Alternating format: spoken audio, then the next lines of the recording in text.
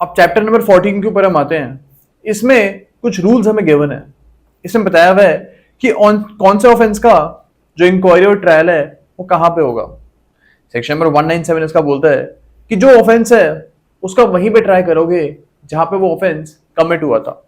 तो यहाँ पे जनरल रूल यही गिवन है कि जहां पे भी ऑफेंस कमिट हुआ था उसी के लोकल जुरिसडिक्शन में वो केस भी ट्राई होगा। अब सेक्शन नंबर 198 जो है वो हमको इसी कॉन्सेप्ट के बारे में थोड़ा सा डिटेल में बताता है। थोड़ी सी यहाँ पे और सर्कमस्टांसेस के बारे में बात करी गई है कि इन सर्कमस्टांसेस में केस कहाँ पे ट्राई होगा। ओके, इसका ए बोलता है कि अगर ये चीज अनसर्टन है कि ऑफेंस कहाँ कमिट हुआ था तो फिर वो केस उन दोनों जगह में से कहीं पे भी ट्राई हो सकता है। फॉर एग्जाम्पल, ये चीज का श्योर नहीं है कि ऑफेंस दिल्ली के पीतमपुरा के डिस्ट्रिक्ट में कमिट हुआ था या फिर ये कनॉट प्लेस के डिस्ट्रिक्ट में कमिट हुआ था फॉर एग्जाम्पल। तो यहाँ पे इन दोनों जगहों पे पीतमपुरा में भी और कनॉट प्लेस पे भी जाके इस केस को आप ट्राई कर सकते हो। ओके, अब बी इसका बोलता है कि अगर एक ऑफेंस जो है वो पार्टली एक जगह पे कमिट हुआ था एंड पार्टली ये दूसरी जगह पे कमिट हुआ था तो दोनों जगहों पे आप केस को ट्राई कर सकते हो। फॉर एग्जाम्पल, ए और बी के बीच में एक लड़ाई हो जाती है ट्रेन के दौरान। और जो ट्रेन है हमारी ये पटना से लेके गुवाहाटी में जा रही थी। ओके, अब पूरी जर्नी के दौरान, पटना से लेकर गुवाहाटी की पूरी जर्नी के दौरान ए और बी के बीच में लड़ाई होती रही है। ओके, अब यहाँ पे जो ऑफेंस है ये आप उन हर जगहों पे ट्राई कर सकते हो जहां जहां से भी ये ट्रेन गुजरी थी। तो पटना से गुवाहाटी के बीच में जौन से भी स्टेशन आते हैं उन जगहों पे आप इस केस को ट्राई कर सकते हो। बिकॉज ये जो पूरे का पूरा केस है ये आधा एक जगह पे हुआ था एंड आधा ये दूसरी जगह पे हुआ था। यहाँ पे आप ये नहीं बोल सकते हो कि पूरी की पूरी लड़ाई पटना में ही हुई थी, बिकॉज ट्रेन की पूरी जर्नी के दौरान की लड़ाई हुई थी। तब कहीं पे भी जहां जहां से भी ये ट्रेन गुजरी है वहां वहां पे आप इस केस को ट्राई कर सकते हो। अब सी बात करता है कॉन्टिन्यूइंग ऑफेंसेस के बारे में। यहां बोला हुआ है कि अगर एक ऑफेंस कॉन्टिन्यूइंग है तो हर जगह पे उस केस को आप ट्राई कर सकते हो। फॉर एग्जाम्पल, ए और बी जो है ये हस्बैंड वाइफ है। अब ए जो हस्बैंड है बी को हर जगह पे वो मारता था, जहां जहां पे भी जाते थे वहां वहां बी को मारता था। सपोज गुवाहाटी छुट्टी मनाने गए तो गुवाहाटी में भी इसने बी को मारा। इसके बाद ये दिल्ली जाते हैं, दिल्ली में भी इसने बी को मारा है। इसके बाद ये कोलकाता जाते हैं, वहां पे भी सेम एक्ट होता है। तो जहां जहां पे भी कॉन्टिन्यूइंग ऑफेंस हो रहा है, जो क्रुएलिटी का ऑफेंस है, जहां जहां पे भी हो रहा है वहां वहां पे इस केस को ट्राई कर सकते हो। ओके, डी इसका बोलता है कि अगर एक ऑफेंस में बहुत सारी ट्रांजैक्शन हो रही है तो जहां जहां पे वो ट्रांजैक्शन होगी वहां वहां पे ऑफेंस को ट्राई कर सकते हो। फॉर एग्जाम्पल, ए ने बी को कॉल किया है एक्सटॉर्शन करने के लिए, यानी इसको डरा के पैसे हेटने के लिए ए ने बी को कॉल किए। अब ए ने ये कॉल दिल्ली से किया था एंड ये कॉल जाके बी कानपुर में रिसीव करता है। ओके, तो यहाँ पे दो लोकल एरियाज में ये ऑफेंस कमिट हो रहा है। एक्सटॉर्शन का ऑफेंस आप बोल सकते हो कि दिल्ली में भी कमिट हुआ है एंड जहां बी ने कॉल उठाई है कानपुर में वहां पे भी ऑफेंस कमिट हो रहा है। तो यहाँ पे आप दोनों जगहों में इस ऑफेंस को आप ट्राई कर सकते हो। ओके, तो ये हमारा सेक्शन नंबर 198 बोलता है कि इन स्पेसिफिक सर्कमस्टांसेस में इंक्वायरी और ट्रायल कहां कहां पे हो सकती है। ओके, अब सेक्शन नंबर 199 पे हम आते हैं। इसमें एक सिंपल से कॉन्सेप्ट के बारे में बात करी गई है। इसमें बोला हुआ है कि अगर सपोज ऑफेंस जो है, जो मर्डर का ऑफेंस है, वो सपोज दिल्ली में कमिट हुआ है एंड जो हमारा विक्टिम है वो कानपुर में जाके उसकी डेथ होती है, यानी ऑफेंस जो है, जिसको मारने का एक्ट है, वो दिल्ली में हुआ है लेकिन एम्बुलेंस में इसको लेके जा रहे थे एंड बीच में कानपुर में इसकी डेथ हो जाती है। तो यहाँ पे दिल्ली में भी आप केस को ट्राई कर सकते हो एंड जहां पे इस पर्सन की डेथ हुई है, जहां पे एक्ट का कॉन्सिक्वेंस हुआ है, जो मर्डर का एक्ट है, तो कॉन्सिक्वेंस तो कानपुर में हुआ है बिकॉज डेथ कानपुर में हुई है। तो कानपुर में भी आप केस को ट्राई कर सकते हो। ओके, अब सेक्शन नंबर 200 पे हम आते हैं। इसमें बोला हुआ है कि अगर फॉर एग्जाम्पल ए बी को अबेट करता है कि तो जाके सी को मार दे। ओके, अब ए ने जो अबेट किया है, ए ने जो बी को उकसाया है, वो इसने दिल्ली में किया था, एंड बी ने जो मर्डर है वो जाके मुंबई में कमिट किया है। ओके, तो यहां पे बोला हुआ है कि जो पूरे का पूरा केस है वो आप मुंबई में ट्राई कर सकते हो। अब बैटमैन दिल्ली में हुई है, इससे हमें फर्क नहीं पड़ता, बट जो एक्चुअली में मर्डर कमिट हुआ है वो तो मुंबई में कमिट हुआ है, एंड इसलिए आप इस केस को मुंबई में ट्राई कर सकते हो। अब बैटमैन वाला केस भी मुंबई में ट्राई करोगे, एंड जो मर्डर का केस है वो भी आप इसमें मुंबई में ट्राई कर सकते हो। अब सेक्शन नंबर 201 पे हम आते हैं। इसमें कुछ स्पेसिफिक सर्कमस्टांसेस, कुछ स्पेसिफिक ऑफेंसेस के बारे में बात करी गई है। इसका फर्स्ट क्लॉज बोलता है कि जो हमारा डकैती का ऑफेंस है, या आप उस जगह पे भी ट्राई कर सकते हो जहां पे वो एक्चुअली डकैती कमिट हुई थी, या फिर आप इस केस को वहां पे भी ट्राई कर सकते हो जहां पे जो एक्यूज्ड है हमारे वो मिले थे हमें। सपोज डकैती दिल्ली में होती है एंड जो एक्यूज्ड है वो मुंबई में अरेस्ट होते हैं, तो इस केस को आप दिल्ली में भी ट्राई कर सकते हो, एंड साथ में आप इसको मुंबई में भी ट्राई कर सकते हो। सेकंड इसका बोलता है किडनैपिंग और अबडक्शन के बारे में। ये बोलता है कि अगर किडनैपिंग और अबडक्शन फॉर एग्जांपल दिल्ली में हो रही है, सपोज एक बच्चे को दिल्ली में किडनैप किया गया है, एंड इसके बाद इसको लेके गए थे ये मुंबई में इसको कुछ दिन उन्होंने वहां पे ठहराया। इसके बाद इसको लेके जाते हैं ये हैदराबाद, ओके, जहां पे इसको दोबारा से उन्होंने छुपाया था। तो जहां जहां पे भी इसको ये लेके जा रहे हैं और जहां जहां पे भी इसको ये छुपा रहे हैं, वहां पे आप इस केस को ट्राई कर सकते हो। तो जब इसको दिल्ली से आप लेके गए हो मुंबई, फिर मुंबई से आप इसको लेके गए हो हैदराबाद, तो तीनों जगहों पे जहां पे किडनैपिंग एक्चुअली कमिट हुई थी, उसके बाद जहां जहां पे आप इसको लेके जा रहे हो वहां आप इस केस को ट्राई कर सकते हो। तो तीनों जगहों पे, दिल्ली, मुंबई और हैदराबाद, इस एग्जाम्पल में आप इसको ट्राई कर सकते हो। अब जो क्लॉज 3 है इसका, ये बात करता है थेफ्ट, एक्सटॉर्शन और रॉबरी के बारे में। अब इसमें बोला हुआ है कि फॉर एग्जाम्पल एक पर्सन जो है ये जाता है बी के घर में जो कि दिल्ली में है, एंड बी के घर से चोरी कर लेता है। सपोज एक गोल्ड का नेकलेस है, ये वो बी के घर से चुरा लेता है। ओके, अब ए जाता है और ये प्रॉपर्टी सी को वो बेच देता है हैदराबाद में। अब सी जो है हमारा, इसको पता था कि जो प्रॉपर्टी है, जो नेकलेस है, ये स्टोलन प्रॉपर्टी है, फिर भी इस प्रॉपर्टी को वो खरीद लेता है। तो यहाँ पे सी ने जो ऑफेंस कमिट किया है उसका नाम है रिसीविंग स्टोलन प्रॉपर्टी का केस। तो यहाँ पे क्लॉज 3 हमारा बोलता है कि जो हमारा थेफ्ट का केस है और रिसीविंग स्टोलन प्रॉपर्टी का केस है, या पूरे का पूरा केस इकट्ठे दिल्ली में चला सकते हो, या फिर पूरे का पूरा केस आप हैदराबाद में चला सकते हो। ओके, यानी जहां पे थेफ्ट कमिट हुआ था वहां पे पूरा केस चला सकते हो, या फिर जहां पे जो स्टोलन प्रॉपर्टी है वो रिसीव हुई थी वहां पे पूरे का पूरा केस चला सकते हो।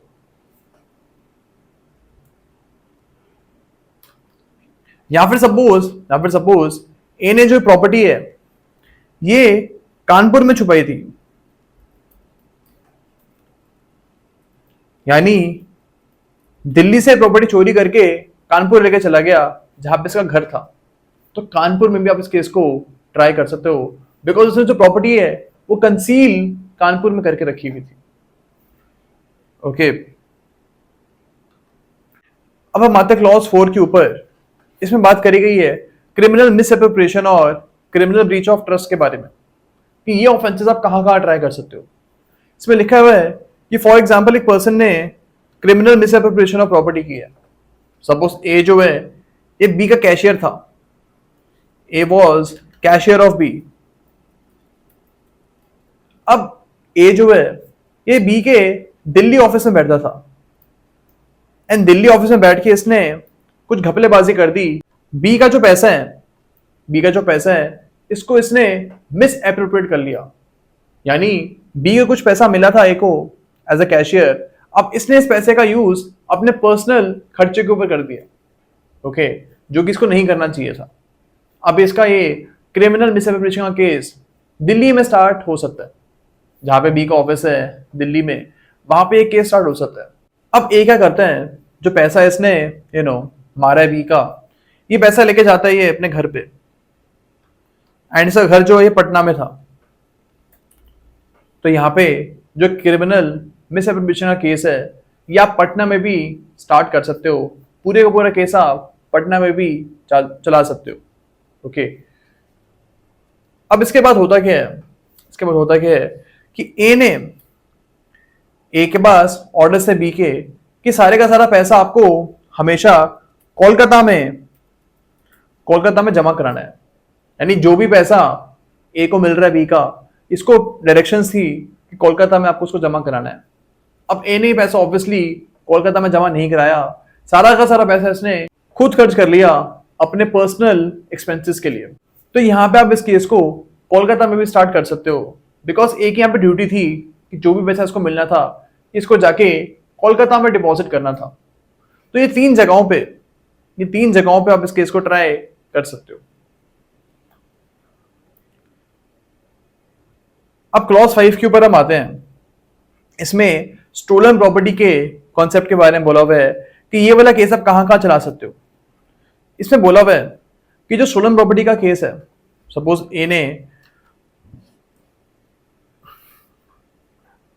ए ने बी को एक चोरी की आइटम बेची है, ए ने बी को चोरी की आइटम बेची है दिल्ली में। ओके, अब बी को पता था कि जो प्रॉपर्टी है चोरी की प्रॉपर्टी है, फिर भी इसने दिल्ली में प्रॉपर्टी को खरीद लिया। अब बी जो है ये प्रॉपर्टी लेके जाता है पटना में, बी का जो घर है वो पटना में था, तो वहां पे इस प्रॉपर्टी को ये पोजेस करता जाके। तो यहाँ पे जो केस है वो आप दिल्ली में भी चला सकते हो, एंड चाहो तो पूरे का पूरा केस आप पटना में भी चला सकते हो। ओके, तो ये जो कॉन्सेप्ट है ये हमको याद रखना है इसमें। ओके, अब सेक्शन नंबर 202 के ऊपर हम आते हैं। इसका जो फर्स्ट क्लॉज है ये बात करता है चीटिंग के केसेस के बारे में। अब इसमें बोला हुआ है कि जो हमारे चीटिंग के केसेस हैं ये कहां पे इनका ट्रायल चलेगा। इसमें बोला है फॉर एग्जाम्पल एक पर्सन है, ये बी को कॉल करता है, ये बी को इसलिए कॉल कर रहा है ताकि बी को ये चीट कर सके। ए बी को बोलता है कि आपने एक सपोज लॉटरी जीत ली है, एंड लॉटरी का आपको पैसा तभी मिलेगा जब आप मेरे अकाउंट में 10,000 रुपीज जमा कराओगे। ओके, अब ए ने ये कॉल किया दिल्ली से, एंड इस टाइम जो बी था ये कानपुर में था। अब होता क्या है कि बी जो है वो ए को पैसे ट्रांसफर कर देता है लखनऊ में जाके। ओके, बी जो 10,000 रुपीज है ये ए को भेज देता है लखनऊ से, एंड ए को जो पैसे हैं ये रिसीव होते हैं पटना में, बिकॉज जो ए का बैंक अकाउंट है ये पटना में था। अब यहाँ पे 4 लोकेशंस के बारे में बात करी गई है। पहली जो कॉल थी ए ने बी को वो दिल्ली से करी थी, एंड बी उस टाइम पे कानपुर में था। ओके, एंड जो पैसे भेजे बी ने ए को वो लखनऊ से भेजे हैं ए को पटना में। तो यहाँ पे सेक्शन नंबर 202 का क्लॉज 1 बोलता है कि इन चारों लोकेशंस में आप इस केस को ट्राई कर सकते हो। जो चीटिंग का केस है इसको आप चारों लोकेशन में ट्राई कर सकते हो। ओके, बिकॉज यहाँ पे जो लॉटरी की बात थी, ऐसी लॉटरी कोई एग्जिस्ट करती नहीं थी। ए ने बी को इसलिए कॉल किया था ताकि लॉटरी के नाम पे वो बी से 10,000 रुपीज क्लेम कर ले। ओके, अब क्लॉज 2 का बोलता है कि अगर कोई ऐसा केस है जहां पे एक हस्बैंड ने सेकंड मैरिज कर ली है, एक हिंदू हस्बैंड ने अगर दूसरी मैरिज कर ली है, एंड उसकी जो फर्स्ट मैरिज है वो ऑलरेडी भी चल रही है, यानी जो बिगमी का ऑफेंस है ये कमिट हो रहा है, तो यहाँ पे कौन सी जगह पे वाइफ जो है वो कंप्लेंट फाइल कर सकती है। यहाँ पे लिखा हुआ है कि जो फर्स्ट वाइफ है और जो हस्बैंड है वो लास्ट टाइम जहां पे भी रह रहे थे वहां पे आप केस को फाइल कर सकते हो। सपोज हस्बैंड और वाइफ दिल्ली में रहते थे तो दिल्ली में आप इस केस को फाइल कर सकते हो। अब सपोज जब सेकंड मैरिज होती है, जब हस्बैंड सेकंड मैरिज करता है, इसके बाद वाइफ जो है वो गुस्से में आके अपने मायके में चले जाती है।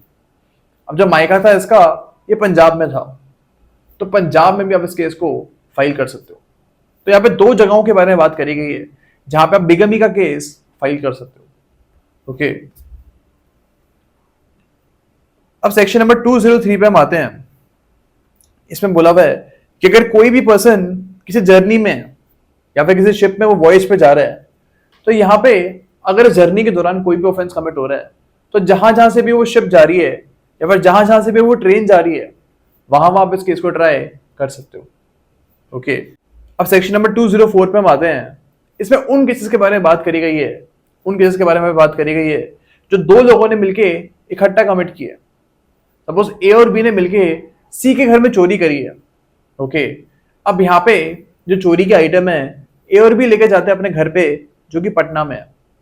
अब चोरी कमिट हुई थी दिल्ली में, एंड जो ये प्रॉपर्टी है चोरी की, ये दोनों ए और बी मिलके पटना में लेके जाते हैं। तो यहाँ पे आप दिल्ली में भी केस को ट्राई कर सकते हो, एंड साथ में जो पटना में लेके गए हैं प्रॉपर्टी को, तो पटना में भी आप केस को ट्राई कर सकते हो। तो यहाँ पे उन ऑफेंसेस के बारे में बात करी गई है जो 2 या 3 लोग मिलके इकट्ठे करते हैं। अब सेक्शन नंबर 205 पे हम आते हैं। इसमें बोला हुआ है कि अगर स्टेट गवर्नमेंट चाहे तो एक केस को एक सेशन डिवीजन से उठा के दूसरी सेशन डिवीजन में कमिट कर सकती है। सपोज एक केस रोहिणी में चल रहा है, रोहिणी की सेशन डिवीजन में चल रहा है, तो जो हमारी स्टेट गवर्नमेंट है वो चाहे तो इस केस को पीतमपुरा में कमिट करवा सकती है। तो यहाँ पे एक स्टेट गवर्नमेंट की पावर के बारे में बात करी गई है। अब हम आते सेक्शन नंबर 206 के ऊपर। यहाँ पे कुछ सर्कमस्टांसेस के बारे में बात करी गई है। यहाँ बोला हुआ है कि फॉर एग्जाम्पल एक ऐसी सिचुएशन अराइज हो रही है जहां पे कंफ्यूजन अराइज हुई हुई है कि केस कानपुर में ट्राई होना चाहिए या फिर लखनऊ में ट्राई होना चाहिए।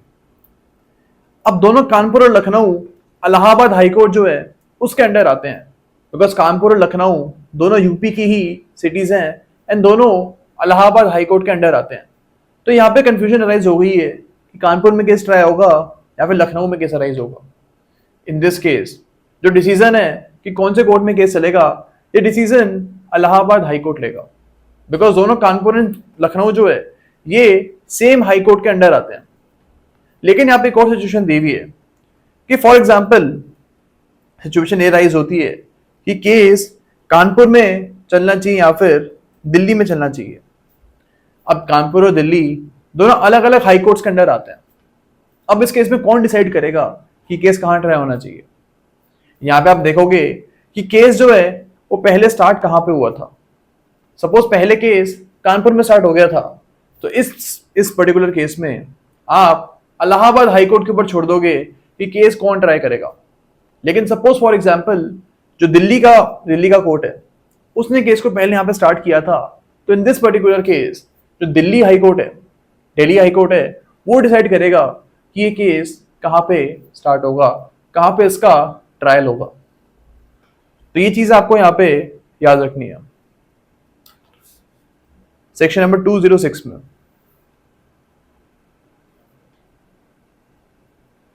अब सेक्शन नंबर 207 पे हम आते हैं। यहां पे एक बहुत बेसिक्स रूल के बारे में बात करी हुई है। इसमें बोला हुआ है कि फॉर एग्जांपल एक पर्सन है, ये पीतमपुरा में रहता है। अब ए के ऊपर एलिगेशन है कि इसने मुंबई में एक ऑफेंस कमिट किया। अब ए प्रेजेंटली पीतमपुरा में रहता है, तो यहां पे सेक्शन नंबर 207 बोलता है हमें कि जो हमारा पीतमपुरा का कोर्ट है वो ए को बुला के ए की इंक्वायरी कर सकता है कि इसने मुंबई में ऑफेंस कमिट किया था या फिर नहीं किया था। यहाँ पे इवन दो पीतमपुरा का कोर्ट केस ट्राई नहीं कर सकता है, बट स्टिल ए जो है वो पीतमपुरा में रह रहा है, इसलिए ए की इंक्वायरी पीतमपुरा का कोर्ट इस केस में कर सकता है। तो यहाँ पे ये सिंपल सी सर्कमस्टांस के बारे में सेक्शन नंबर 207 बात करता है। अब एग्जाम पॉइंट ऑफ व्यू से ये बिल्कुल भी इंपॉर्टेंट नहीं है, बट हमको इसके बारे में थोड़ा सा आइडिया होना चाहिए। अब सेक्शन नंबर 208 पे हम आते हैं। इसमें बोला हुआ है कि अगर फॉर एग्जांपल एक इंडियन सिटीजन जाके इंडिया के बाहर कोई क्राइम कमिट करता है, सपोज टर्की में कोई क्राइम कमिट करता है, तो इस इंडियन सिटीजन का जो केस है ये इंडिया में भी चालू हो सकता है। सपोज टर्की में मर्डर कमिट करता है, तो जो मर्डर का केस है, जो टर्की में मर्डर का केस है, ये इंडिया में भी ट्राई किया जा सकता है। ओके, अब यहां पे एक और चीज गिवन है कि अगर कोई भी पर्सन इंडियन शिप या एयरक्राफ्ट के अंदर कोई ऑफेंस कमिट करता है, सपोज एक ऑस्ट्रेलियन सिटीजन है, एक ऑस्ट्रेलिया का बंदा है, ये इंडिया के एक एयरक्राफ्ट में क्राइम कमिट करता है, सपोज एयर इंडिया में क्राइम कमिट कर देता है, तो यहाँ पे जो ऑस्ट्रेलियन सिटीजन है इसका केस इंडियन कोर्ट्स भी सुन सकती है, इंडियन कोर्ट्स भी इस केस को ट्राई कर सकती है। ओके, सेम रूल अप्लाई होगा कि अगर कोई भी पर्सन इंडिया में रजिस्टर्ड शिप में कोई क्राइम कमिट कर रहा है, सपोज एक शिप जा रही है इंडिया से न्यूजीलैंड। ओके, अब यहाँ पे इस जर्नी के दौरान एक न्यूजीलैंड का सिटीजन शिप के अंदर क्राइम कमिट कर देता है, एंड जो हमारी शिप है ऑब्वियसली ये इंडिया में रजिस्टर हुई भी थी, तो यहाँ पे इस केस का जो ट्रायल है ये इंडियन कोर्ट्स भी कर सकते हैं। तो ये सिंपल सा रूल के बारे में सेक्शन नंबर 208 हमारा बात करता है। ओके, बट हमको चीज के बारे में पता होना चाहिए कि इंडिया का भी कौन सा कोर्ट इस केस को ट्राई करेगा। यहां पे हमको ये चीज के बारे में भी सेक्शन नंबर 208 बताता है। सपोज ए जो है इस्तांबुल में टर्की में मर्डर कमिट करके मुंबई में सीधा आता है। ओके, तो यहाँ पे जहां पे भी फर्स्ट टाइम इंडिया में आएगा वहां पे इस केस का ट्रायल स्टार्ट हो सकता है। तो ऑब्वियसली ए जो है ये टर्की से सीधा मुंबई में आया है, तो जो हमारा मुंबई का कोर्ट है वो इस केस को ट्राई कर सकता है। तो ये सिंपल चीज के बारे में सेक्शन नंबर 208 हमें बोलता है। अब यहाँ पे एक और चीज गिवन है कि इस केस में जो हमने केसेस के बारे में अभी पढ़ा है 208 में, इस केस में ट्रायल तभी स्टार्ट होगा जब सेंट्रल गवर्नमेंट का एक प्रीवियस सैंक्शन आप ऑब्टेन कर लोगे। तो जब सेंट्रल गवर्नमेंट एक प्रीवियस परमिशन दे देगी उसके बाद ही आप इस केस को ट्राई कर सकते हो। अब सेक्शन नंबर 209 हमें बोलता है, सिंपल सा रूल है यहाँ पे, यहाँ बोला हुआ है कि फॉर एग्जाम्पल वही सेम केस एक इंडियन सिटीजन टर्की में कोई ऑफेंस कमिट करता है एंड ऑब्वियसली फिर ये वापस मुंबई में आता है एंड यहाँ पे इसको अरेस्ट कर लिया जाता है। तो यहाँ पे जो मुंबई का कोर्ट है जो इस केस को ट्राई कर रहा है ये टर्की से भी कोई भी एविडेंस मंगवा सकता है, बिकॉज क्राइम तो टर्की में कमिट हुआ है, तो वहां से ये कोई भी एविडेंस को मुंबई की कोर्ट में मंगवा सकता है। ओके, एंड ऑब्वियसली आप इसको as a piece of evidence case में यूज कर सकते हो। अब हम आते चैप्टर नंबर 15 के ऊपर, जो कि बात करता है कॉग्निजेंस के स्टेज के बारे में। अब जो हमारा कॉग्निजेंस का स्टेज है इसमें होता क्या है। अब हमें पता है कि अगर एक एफआईआर वाला केस है तो यहाँ पे सबसे पहले तो एफआईआर केस में रिकॉर्ड होगी, उसके बाद इन्वेस्टिगेशन केस में चालू हो जाएगी, फिर इन्वेस्टिगेशन हमारी चलेगी। उसके बाद अगर केस में पुलिस को लगता है कि एक्यूज ने क्राइम कमिट की है तो वो एक्यूज के खिलाफ चार्जशीट फाइल कर देंगे, और अगर पुलिस को लगता है कि कोई ऑफेंस कमिट नहीं हुआ इस केस में तो वो एक क्लोजर रिपोर्ट फाइल कर देंगे। अब इस चीज के बाद जब चार्जशीट या फिर क्लोजर रिपोर्ट आपकी फाइल हो रही है, इस स्टेज के बाद आपका कॉग्निजेंस का स्टेज आता है। बिकॉज जैसे ही police officer for example chargesheet file कर रही है मजिस्ट्रेट कोर्ट में, तो यहाँ पे अब मजिस्ट्रेट को अपना दिमाग लगाना पड़ेगा, अपना जुडिशियल माइंड लगाना पड़ेगा कि इस केस में आगे ट्रायल कमिट होना चाहिए या फिर नहीं होना चाहिए। ओके, तो यही चीज के बारे में कॉग्निजेंस हमें बोलता है कि इस स्टेज में हमारे जो जुडिशियल मजिस्ट्रेट हैं वो अपना दिमाग लगाएंगे कि यहाँ पे कॉग्निजेंस लेनी चाहिए या फिर नहीं लेनी चाहिए, केस आगे ट्रायल में भेजना चाहिए या फिर नहीं भेजना चाहिए। ओके, हमको यहाँ पे याद रखना है कि अगर किसी केस में जो पुलिस ऑफिसर है ये क्लोजर रिपोर्ट भी लगाते हैं, ये ऐसा बोलते हैं कि उसने कोई क्राइम कमिट नहीं की है, स्टिल इसके बावजूद जो हमारे मजिस्ट्रेट हैं वो इस केस में कॉग्निजेंस ले सकते हैं। तो यहाँ पे जो हमारे मजिस्ट्रेट हैं इनके ऊपर कोई भी बाउंडेशन नहीं है कि जो भी पुलिस रिपोर्ट में बोला गया है वो इनको मानना ही पड़ेगा। ओके, यहाँ पे अपना इंडिपेंडेंट जुडिशियल माइंड अप्लाई कर सकते हैं। ओके, तो ये चीज के बारे में हमको पता होना चाहिए before we start with the stage of cognizance. Okay, आपको यहाँ पे एक और चीज याद रखनी है कि नॉर्मली हर केस में जो हमारे मजिस्ट्रेट्स हैं, जो हमारे जुडिशियल मजिस्ट्रेट्स हैं, वही कॉग्निजेंस लेते हैं। लेकिन हमारे दो केसेस हैं जहाँ पे हमारे जो मजिस्ट्रेट हैं वो कॉग्निजेंस नहीं लेते हैं। अगर डेफेमेशन का केस है और डेफेमेशन केस एक पब्लिक सर्वेंट के खिलाफ हुआ है, सपोज प्रेसिडेंट ऑफ इंडिया के खिलाफ किसी ने डेफेमेशन कर दिया, तो यहाँ पे मैजिस्ट्रेट जो है वो कॉग्निजेंस नहीं लेते हैं, यहाँ पे कोर्ट ऑफ सेशन जो है वो कॉग्निजेंस ले सकता है। या फिर इसके अलावा अगर आपको बीच में, केस के बीच में जब ट्रायल स्टार्ट हो चुका है उसके बाद आपको एक एक्यूज को केस में ऐड करवाना है, सपोज ट्रायल के दौरान पता लगता है कि इस केस में एक और एक्यूज्ड ऐड होना चाहिए, तो इस पर्टिकुलर केस में भी जो हमारी कोर्ट ऑफ सेशन है वो जो नया बंदा ऐड हो रहा है उसके खिलाफ कॉग्निजेंस ले सकती है। बिकॉज फॉर एग्जाम्पल मर्डर का केस चल रहा है, अब मर्डर का केस तो कोर्ट ऑफ सेशन में ही चलता है। अब इस दौरान अगर पता लगता है कि यहाँ पे एक एक्स्ट्रा एक्यूज है जिसने इस केस में मर्डर कमिट किया है, तो जो हमारा कोर्ट ऑफ सेशन है वो ट्रायल के बीच में ही एक नए एक्यूज के खिलाफ भी कॉग्निजेंस ले सकता है।